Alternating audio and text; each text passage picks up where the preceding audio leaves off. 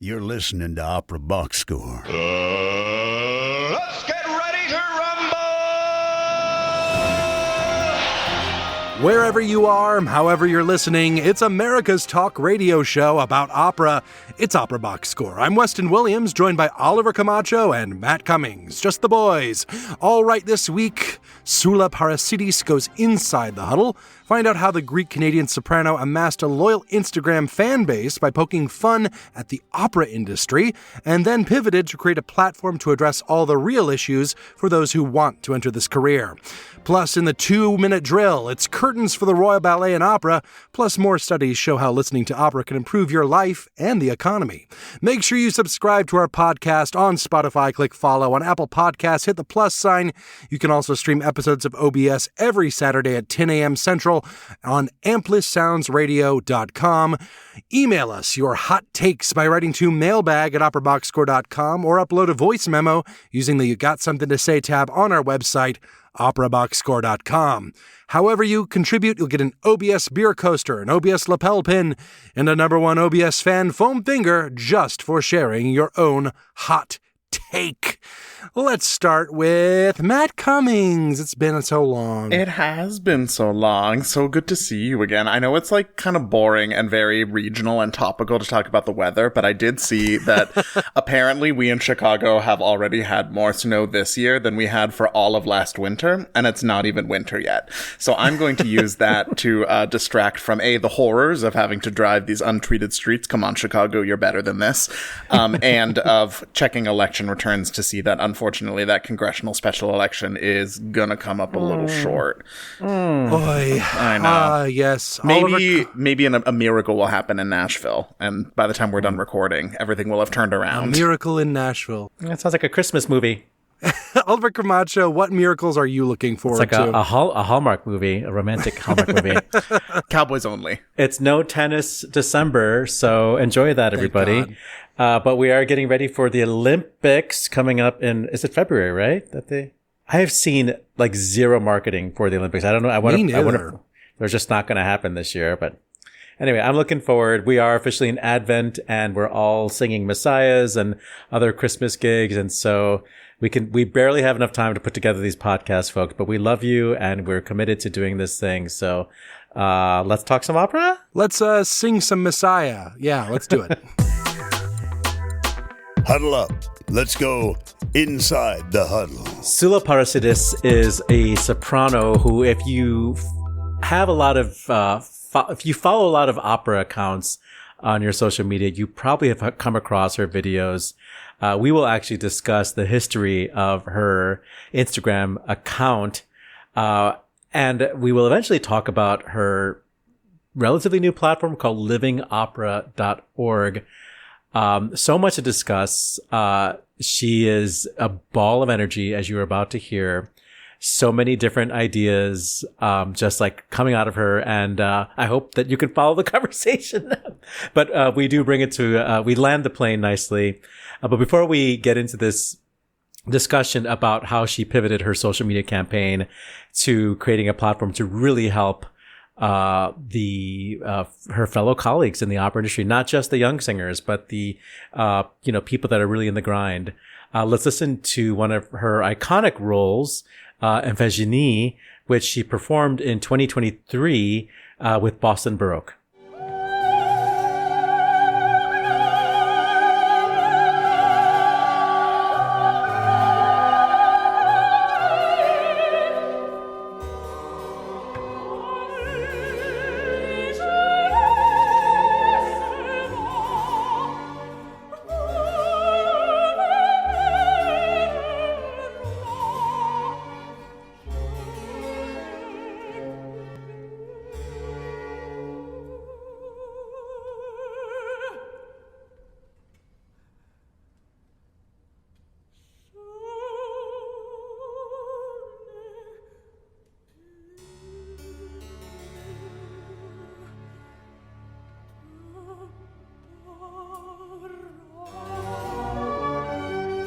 My guest today is Instagram star soprano Soula Parassidis.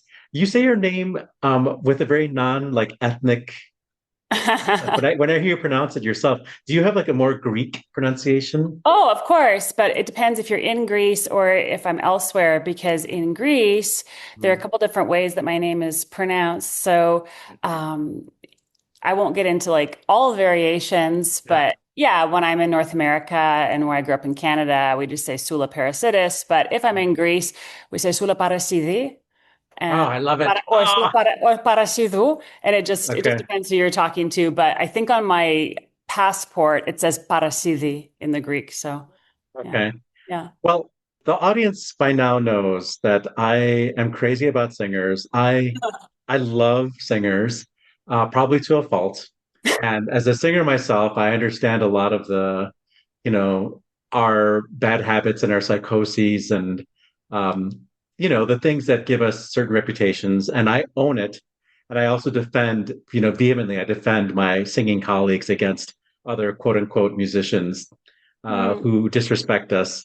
And I have to say that I first learned about you from your Instagram content yes. and your videos that I don't know if you're still doing that, but that I used to find were so on the nose about these things that are embarrassing about us, but are truthful.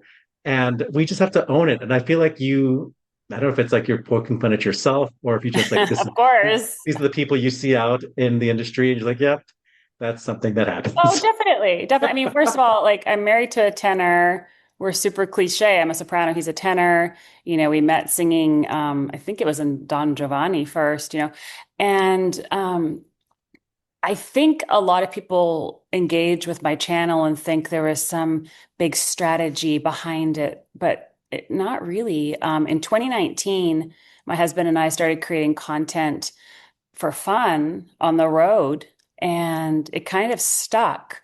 And during the pandemic, of course, everybody went digital, everybody went online.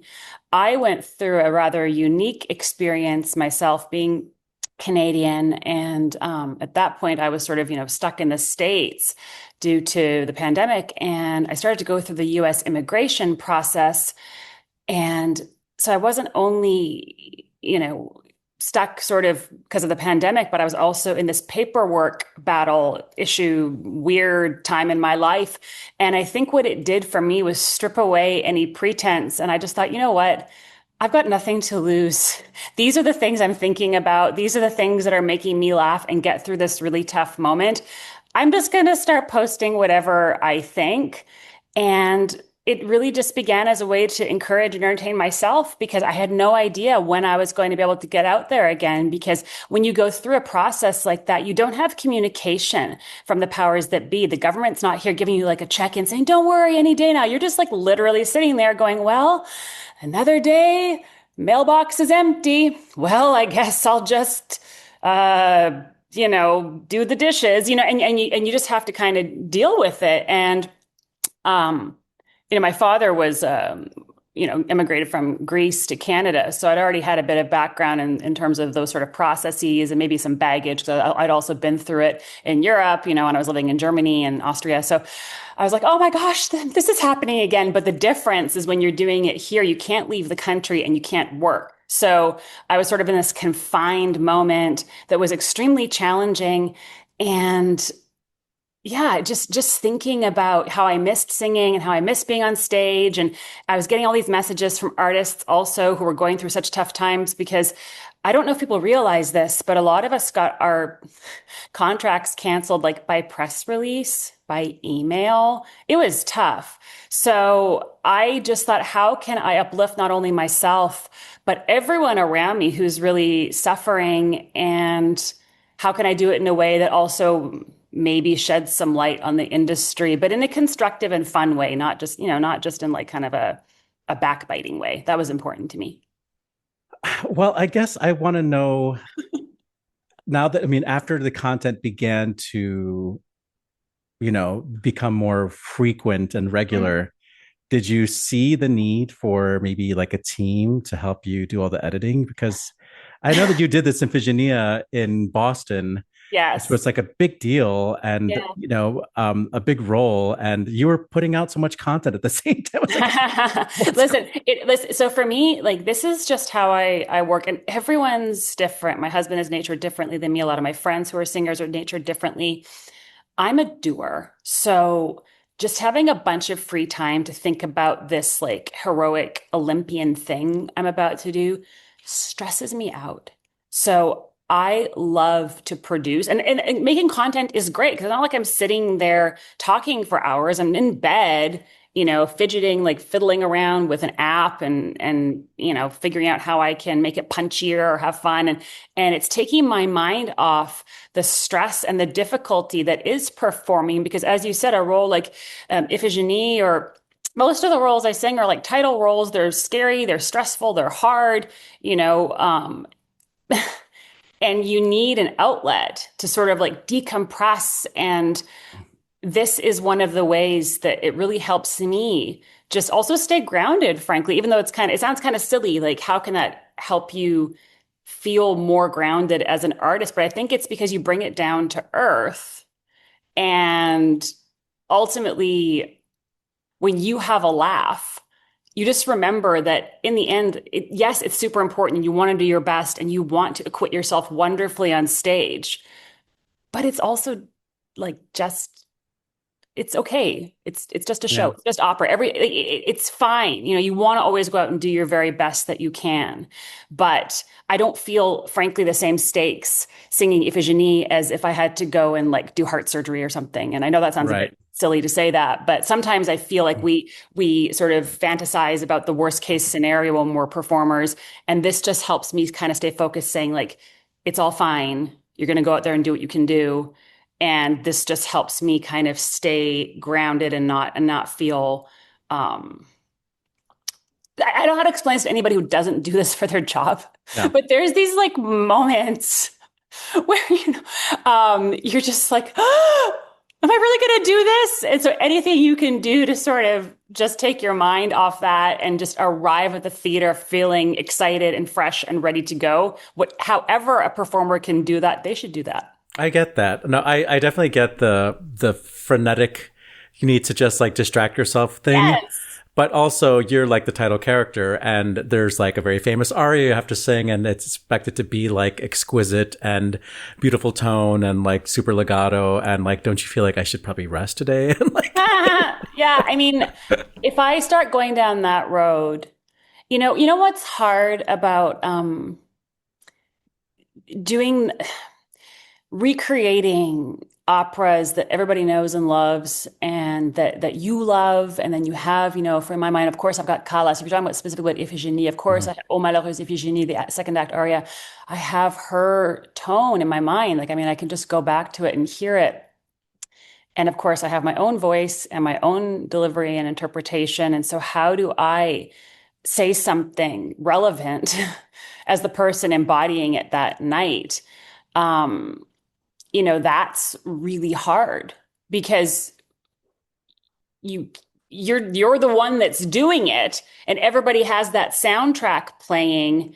And the way that I get around that is I just try to connect the best I can with the text, with the character, with what are my unique qualities that I can bring to this, and just sort of letting go of this idea of fitting into something that happened 60 years ago. so to circle back to the original question, you have no team. You have no Okay. team. Oh, sorry. Yes. I knew there was a two-parter, but I was like getting lost in my own it's good. pre-show, my own pre-show jittery world. So when it started, Yeah. it was really just kind of like just me on my own. Maybe I would make my husband like preview the stuff and be like, can I do this? Is this like, and there's some drafts that are in my phone that I'll probably never press play on. Now, fast forward to the breadth of things that I'm doing and that we're creating, not only through my singing and my platform, but through the platform that I created, Living Opera, and various projects and productions that we have. We do have a team now, mainly when there's something really specific that we want to promote. But in terms of the comedic stuff, No, these are just ideas that come to me. And it's funny because there was a real season when those ideas, I mean, it was just like I couldn't get them down fast enough. And by the way, it's not like I was writing out text or scripts or none of thing like that. I open the phone, I shoot the thing, it's done in 5 minutes. And I would never have been able to produce that amount of content if it weren't that way. And then the interesting thing is because we all live in times and seasons. So there was a moment where it was like that. And I forget kind of when it started to ebb off or just sort of shift. And when that started to happen, it was just more infrequent and more infrequent. And I found that I had other things to say. And It wasn't just confined in this one area. And I think that this is also part of being an artist, that you just respond to what's happening in your artistic life, in your professional, your personal life. And so I've never had anybody bouncing ideas off of me insofar as that particular content. But now, because we have much more going on, we do have a social media manager. She's great. So we'll probably, review what do we want to do this month. I'll sign off on it. I still have a hand in it, but I'm not having to produce everything. Thank God, because I would never be able to with the volume of what we're doing now. And we have, of course, other team members, but yeah, if you see one of my, skits, that's just me doing my thing, and it probably dropped into my mind, and I probably filmed it in 2 to 3 minutes, and then some. I posted one yesterday that I had in my drafts easily for 2 years because I just thought, oh my God, should I actually post this? And then I thought, well, this really happened to me, and this is a real thing, and it, went a little viral. I knew it was going to resonate with the artist community, but sometimes even I feel uncomfortable being that real, even though it's humorous. So that answered your question plus something. No, but you actually brought up a topic that I was going to get to, and that there was a shift. And I did notice that your content it stemmed from the making fun of us to wanting to educate and wanting to share industry inside information, which I think is gold. It's critical because for people who are curious about this career and maybe are in grad school or an undergrad and applying to young artist programs, there's this whole gray area of what it's actually like to be an emerging professional. Mm-hmm. And you give us that. And that is, I think, I wish there was a way to catalog it and to make it really accessible so people can find it, Well, so, you know what? You're probably right. And we probably should make a better effort of doing that, because sometimes I just go where did this all come from? What in the world? But, we're drawing on years of experience. And of course, like I said, it's not just me. It's also my husband and Norman Reinhardt, who, he's just had this massive, huge career. He's actually doing a huge series right now where he realized this year he had done 120 productions, and he hates social media. He's the opposite of me. He doesn't think it's fun. He doesn't love it. He's getting more into it now because he sees it's helping people through the educational content, as you said. But cataloging it is so important, and you see that it helps people. And there's so much noise in the digital world. And I'm not saying that's why I shifted it. I just stopped getting the frequency of ideas. And then, my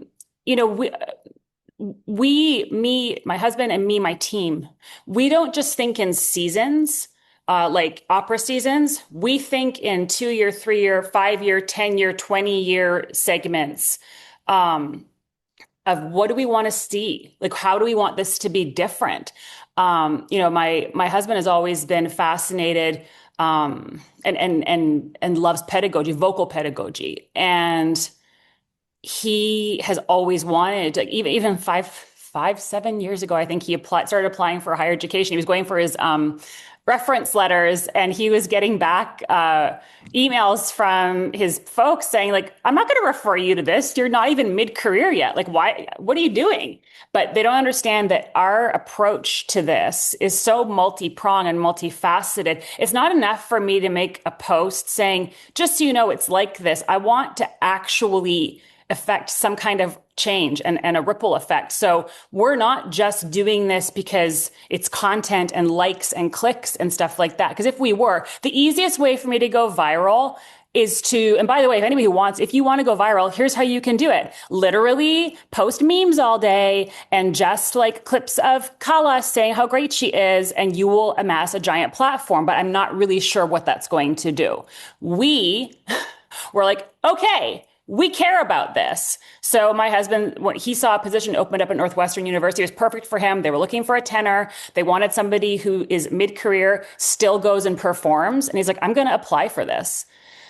And I was like, absolutely. Because we understand that affecting change in higher education is one prong to actually creating and promoting health in the sector. We must have a voice in higher education. And you can't really do that just by being a voice within media and social media and as a performer. And you can't just do that by pointing out all the problems. You actually have to go in and be part of the solution. And that's what we're endeavoring to do now, having a tie to Northwestern. It's not enough for me just to, feel good about myself and my career. And I'm singing and I'm doing this and I'm doing my dream roles, et cetera, et cetera. I want to use my influence now while I'm still building up whatever my name will be in 10 years or 15 years or whatever. I don't know what it's going to be. I don't think it's good enough to go out for yourself for 20 years and then start thinking about other people. I think part of the reason why we're in this situation in the industry is because we've operated in that way. I also realize that I'm in a very unique position because I have people around me who have come alongside the vision that I have, which is something more holistic, I think. And maybe it's just because I'm supposed to do that. Maybe not everybody's supposed to do that. I mean, it feels to me like what Opera America is trying to be for the companies, you're trying to be for the singer. Oh yeah, I mean, like I can't look. I can't get over the fact that we're so fortunate. We have a research agenda. I don't do anything with that, by the way. Like I just talk about stuff that I or my colleagues experience, and then our co-founder, Christos, writes a academic paper and somehow gets it published because he's like one of these freaky genius people. But I'll say, oh my gosh, our wages haven't increased in the last 10 years. So he'll go and scientifically figure out why that's happening or what's going on. And then he will quantify it and bring it to the forefront and actually prove it scientifically. And that we need that. We need to tell people what the actual path is now, not how it was even 10 or 15 years ago.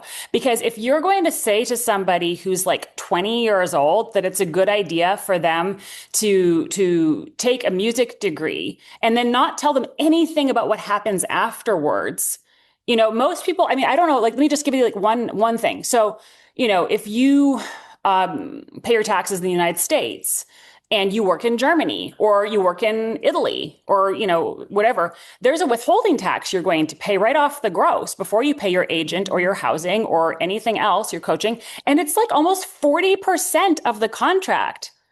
That's a huge amount of money.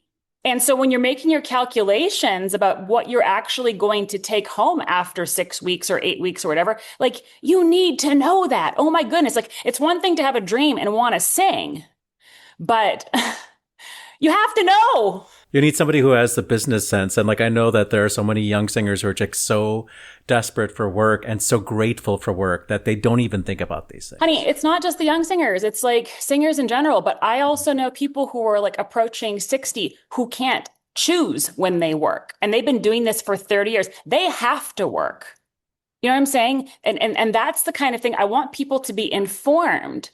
So there might come a time where you don't want to have to be on the road 11 months a year. And that's okay too. That has to be okay because we have people burning out and having, instead of, 15 and 20-year careers, they're having 5-year careers because they're having nervous breakdowns at 30 and 35 and 40. And that's just not acceptable. It's unfathomable to me that I would know that.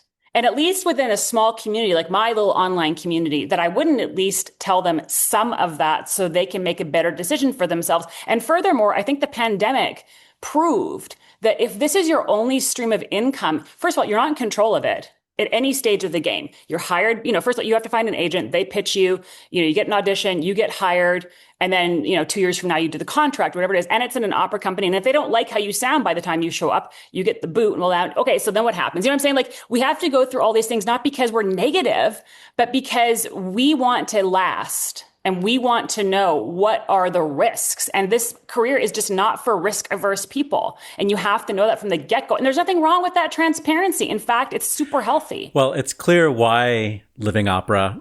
In the remaining time we have, by the way, the platform is Living Opera. In the remaining time we have, can you please tell us how to use it and what you want people to access the most to understand what you're trying to do? We just relaunched. So right now it's December 2nd. We literally relaunched Living Opera 1 month ago. I was really trying to think methodically about what would be the most helpful for our community, and then what can we realistically do with the bandwidth that we all have, because given that all the co-founders are, in their own careers. So right now we are launching with our vocal master classes, and those are held all over the world. And we have a wait list that you can apply for and just say, where do you live? And then we sort of decide based on that, where should we do our next class? I believe our kickoff for 2026 is in Vienna, Austria. We have a prize that we're going to be administering in 2026 called the Eric Wilson Prize. This is named after an entrepreneur that helped me early in my career. It will come with a free entrepreneurship training for artists that you must take in order to be eligible for the prize. It won't be super extensive or difficult, but it's just to implant some of these ideas so people have the information, because there's no use in winning a cash prize if you don't know where to apply it. And we're also doing something called the Circles, which are community-led events where we had a very active community member say, hey, I have this church letting me do like whatever I want inside. Can I do concerts under your banner? And we said, oh, absolutely. We'll promote them for you. So we're doing those things through our foundation. Through our media company, we're producing albums, podcast, and eventually we'd like to go into full-scale production. So you can learn all about that on our website. And right now we're in the middle of a really big launch. We just had the first single drop of our newest project, which is a year-long project for 2026 called Radio Days. Well, we'll post the video for Radio Days on the webpage for this episode. But in the remaining time we have, can you tell me about the resources that you use or that you have used that you enjoy to access this information or to access content? Oh my gosh. Oh, okay. Well, honestly, a lot of this is just lived experience. Mm-hmm. And then I kind of feel like we've created a lot of the content. It lives on our YouTube channel and our Instagram channels. I think a lot of my colleagues are doing a good job of saturating, social media platforms with relevant information, depending how comfortable they are. There's two books that I read that were extremely helpful. One of them is like a super boring technique book, but it works. And it's called The Voice of the Mind. And I think it's like pretty expensive, but it's worth it. I mean, and there's diagrams and stuff about how to place your voice and whatever.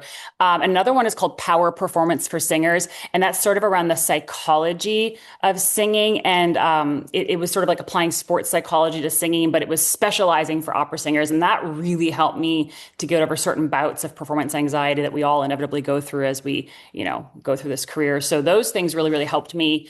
But I do think, in terms of a call to action for real resources for what you're describing and what we've discussed on this podcast, I would say that it's up to us who are living this right now to actually create these resources in real time, because I can tell you what it was like 10 years ago, and that doesn't help you today. And you need to know how to compete today. So, I don't know how helpful that is, but I'm trying to be as honest as possible about what is actually helpful. And what's actually helpful is knowing what the current market rate for Erste Fach in Germany is and how much taxes you pay, frankly. Just saying. I mean, I could say something cute, but that's the truth. No, that's awesome. Before we leave, we're gonna go out with this O Holy Night. And I just want, because it's sort of hard to explain what this is through just audio. You have to sort of watch the whole thing. What are you trying to achieve here with Radio Days? Thank you for asking. Okay, I'm so excited about this. So this Radio Days has been years and years and years in the making. It's metamorphosis. It's changed. Okay, I don't want to say that fast. It's a Greek word. Oh, my, come on, Gail. It's a Greek word. You should do better than this. So basically, this iteration of this project, I am always inspired by the conversation of like, how does emerging technology shift live performance and impact the lives of performers? So right now, everybody's like, AI, oh my God, AI is going to take our job, blah, blah, blah, blah. So I wanted to go back to an early form of technology that actually had a super positive impact on opera and all art forms, but opera actually has a specific tie to the radio that we talk about on our website. And one of our next singles that we'll drop is specifically an operatic track. So you'll have to wait for that. And that's going to be February 13th for World Radio Day. But basically what we're doing is looking at radio as a form of technology that shifted communication. And the reason why we chose O Holy Night is because in 1906 on Christmas Eve, an inventor said, okay, how can I communicate through the radio in something other than Morse code? He figured it out. He played O Holy Night on his violin. It was picked up by nearby ships. 1906, okay? 1910, we have the first opera broadcast. It does not go well. And then by 1920, the technology is everywhere. And it is the form of technology for 30 years. And what did that mean for communication? What did it mean for the nation, particularly in the United States of America, because there was such a massive amount of content that was created in that time and stars, and it led to Hollywood and the television, et cetera, et cetera. So this is what I'm hoping to have a conversation around and a dialogue around, particularly as the United States enters its 250th celebrations and birthday. I'm going to become an American citizen in 2026 also, provided that everything continues to go well on the paperwork front, circling back to what we talked about in the beginning. And I think it's a really relevant conversation to have now. And so that's part of what we're doing through this project. So yes, it's about music, but it's about so much more. In your content, your husband is characterized as like the business nerd, the finance bro. Who knew you were like the history nerd? Oh my gosh. Yes. Well, actually, we're kind of both. Like I'm super boring. Like, I'm geeking out right now about like real estate stuff and like tax stuff. And then he will tell you everything you want to know about the history of opera. And so I think we're both just extremely nerdy when it comes to this stuff. And we have a ton of fun just thinking about those times. And one last thing I wanted to say about the project too, I'm remembering, is the other part of it is to talk to older people who went through the era and just asking them what their experience were like, and like getting some video content so we remember them, because some of them might not be with us by this time next year. So we want to have their oral histories documented. And even just like, I want to know like how much was an ice cream when they were like 5, just stuff like that, because it's relevant and we should remember. But yeah, I got into a tangent again. Guys, I do that a lot. You can see how my mind goes. Even though you can't see me, you can hear me only. Soula Parassidis, thank you so much for being our guest. Bravo! You did it! No, it was my pleasure. Thank you for having me.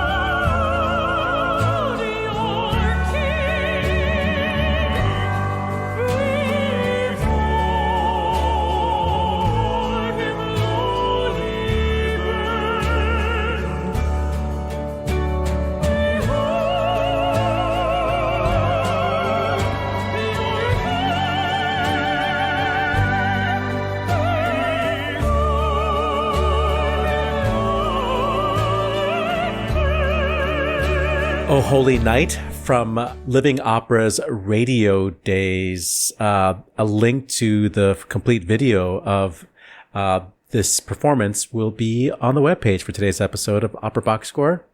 at operaboxscore.com. Wow, you remembered what our website is. I'm so proud of you. We have to these days. Google doesn't work anymore. It's so true. Make sure you're subscribed to our podcast because Google won't do it for you.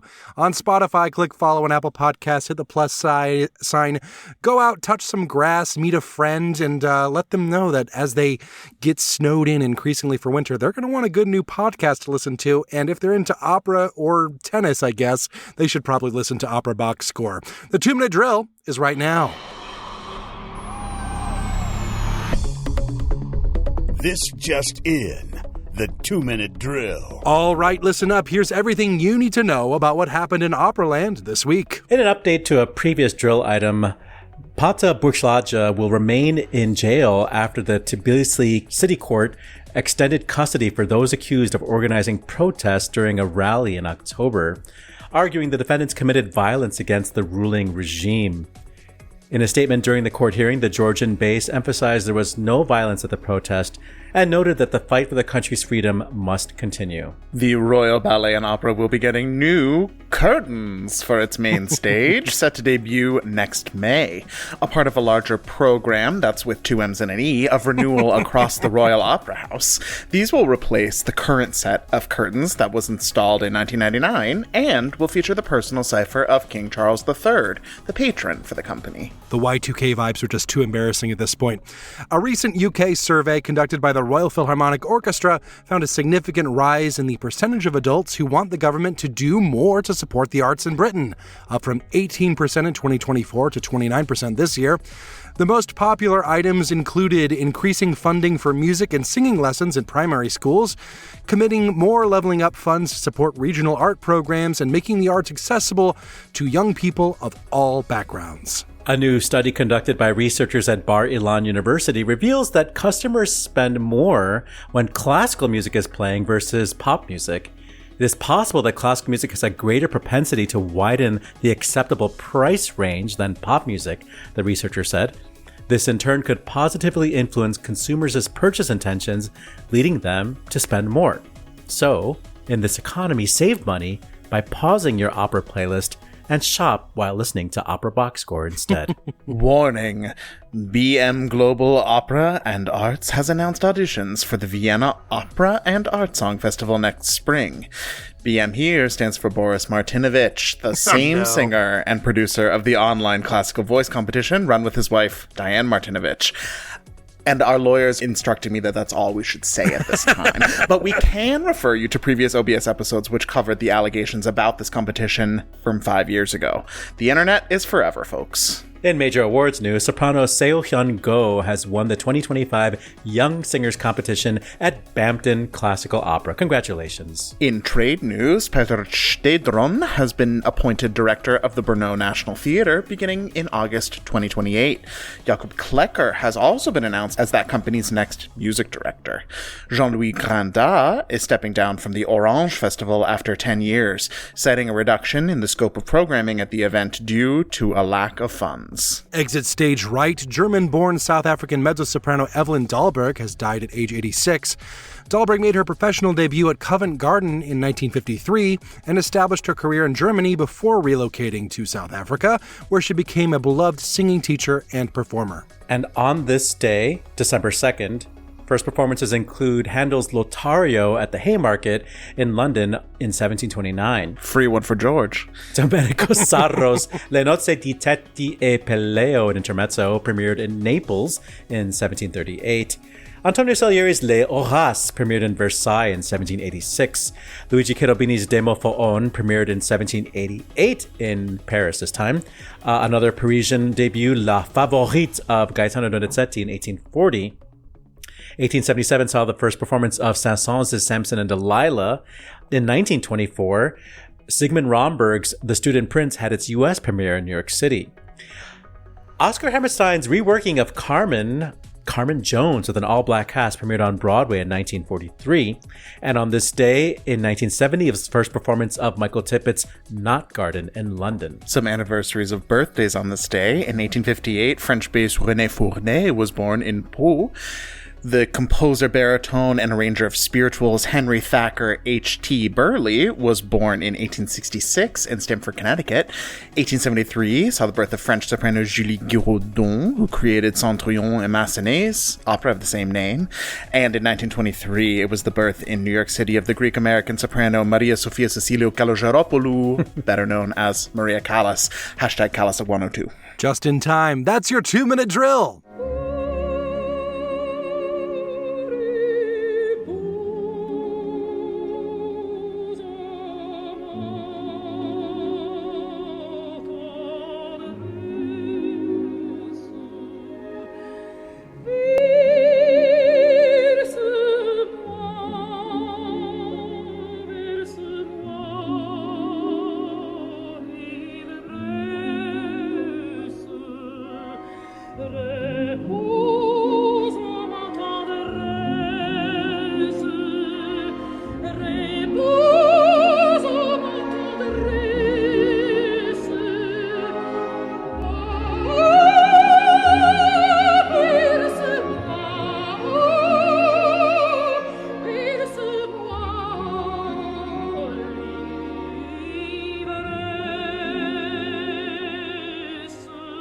Well, it's turning out to be a very Greek episode today.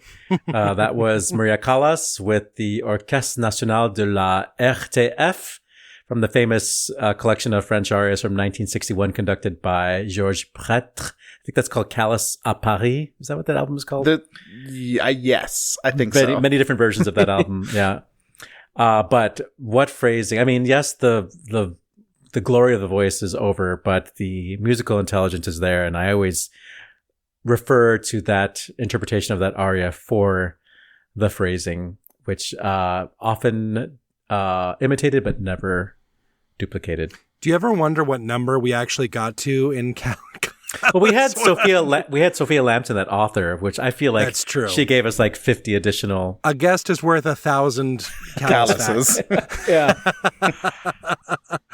You know what is also worth quite a bit? Apparently, classical music. If you're in the store, this is a funny study to me because the idea that classical music is associated with spending more money is, in my mind, on one hand hilarious, on one hand genuinely a problem, that there's this cultural association with wealth, with having a lot of money, with not needing help, perhaps, with, something that's reinforced in a lot of advertising, To be clear, the study took place in a bakery chain. It's hardly like a scientific experiment. That's fair. They went from buying like a regular, raspberry Danish to buying maybe, the cheese Danish. I don't know which one's more expensive. I mean, I think that these kinds of things, though, are indicative of some level of cultural othering of classical music, shall we say. Like the other big story that we always hear is the 7-Elevens playing opera in the parking lot. Yeah. To scare teenagers away, yeah. There is this association with, it's hoity-toity, it's not pleasant to listen to. You could only enjoy it if you are the upper crust, maybe at a bakery, maybe not. But I think it's a genuine problem that we see quite a bit. Still more in the realm of correlation than causation. It could be that people at Greg's Bakeries in London just really don't like Phil Collins. I mean, maybe that's the case. It's I think it's a genuine problem, but at least more people are recognizing that in the UK anyway, that maybe this government funding thing was actually pretty good after all. Sorry, Arts Council England. Without it, they're just going to have higher and higher grocery bills. Yeah. I mean, there's not a lot to talk about this week. I mean, I think we kind of covered it pretty easily. I mean, obviously the specter haunting the 2-minute drill this week is Boris. Yeah. I mean, I don't want that Diana to start, coming at us. But I was looking for the article. Can't take it, Diane. I was looking for the article that that was disputed by the Martinoviches, which was published by a middle class artist, our friend Zach Finkelstein, friend of the show. Yeah, I guess Zach must have taken the website down because I think it's no longer available. But That was great when he Or wrote that because thing of the down. litigiousness Yeah, of it could be, the so. litigity of the Martinoviches. Just do your research, folks, before you spend money on a summer festival that maybe doesn't really exist. I mean, this probably exists. It's just a matter of what you're going to get out of the experience. And before we wrap the show up, though, I want to say, like, what was, like, fashionable in 1999, you know? Like, what were you thinking about in 1999? Was it NSYNC? Did we even have NSYNC yet? I guess we just did. Yeah. You know who could answer this question is the show Girls Five Eva. Oh, Have yeah. you watched that yet? It is a highly Maybe recommend. 10 years before that, when I was in elementary school, When he was in his late 40s. was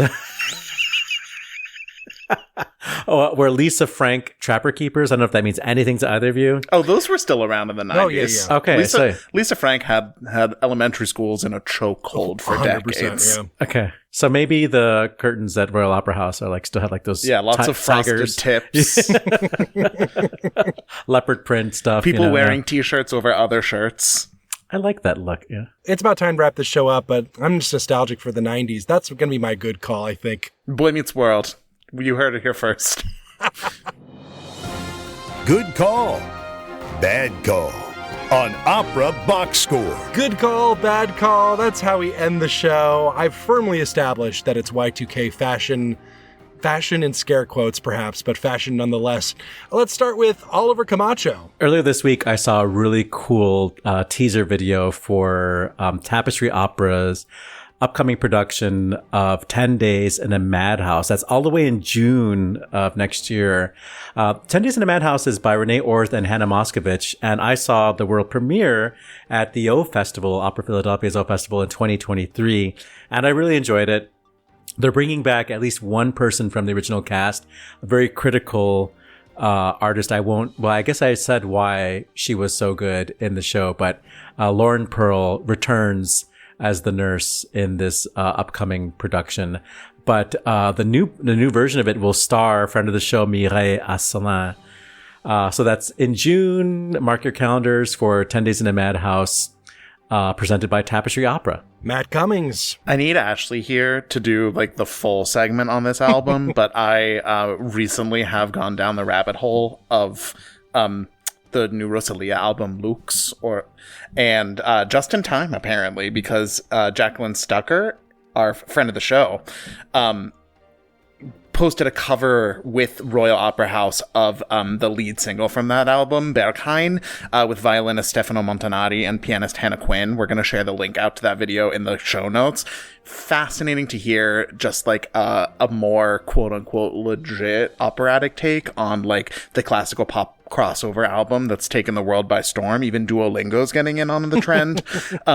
So absolutely check this video out and look forward to a greater analysis of this masterpiece of 2025 pop. I took Duolingo in Polish for, 6 months or so, and the only word I can remember is mleko, which means milk. Fun fact about me. That is it for this week's edition of America's Talk Radio Show about opera. Make sure you subscribe to the show wherever you get your podcasts, get your voice heard, and find links to stuff we've talked about at our website, operaboxscore.com. That's also where you can put your money where our mouths are. Give back to the OBS using the Support the Team tab. Your announcer is Norm Waddell, your creative consultant is Oliver Camacho, and your audio editor is me. The executive producer of the OBS is George Cedarquist. For co-host Matt Cummings and our guest Soula Parassidis, I'm Weston Williams, asking you to continue the conversation about opera as you take down your 20th century window dressings. We're back with an all-new show next week when we go inside the huddle with fellow Travelers composer Gregory Spears. Plus, you get more opera headlines, more hot takes, and more deluxe cheese danishes for a higher price. Join us.